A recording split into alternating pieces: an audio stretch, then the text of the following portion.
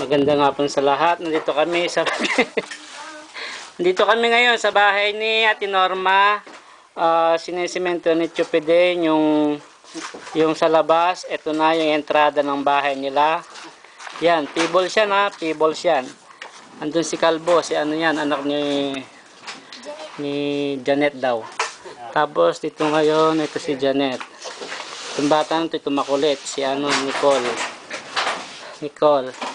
Ito yung sila OG. Saka si Kuya Loloy. Ginagawa nila yung atop. Ayan yung atop. Dito nakahiga sila sa gabi. Tapos ito yung kwarto ni nanay, ni Mother Lily. Yan, yan.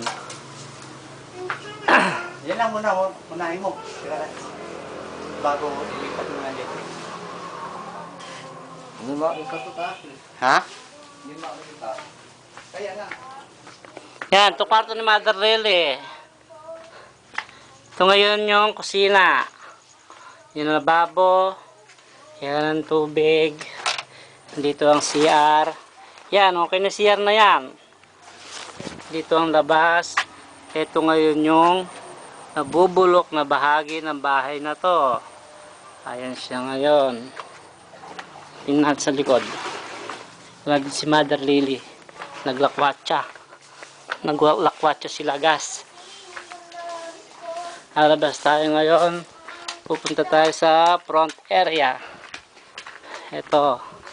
Ayan, nabubulok ng bahay. Ito.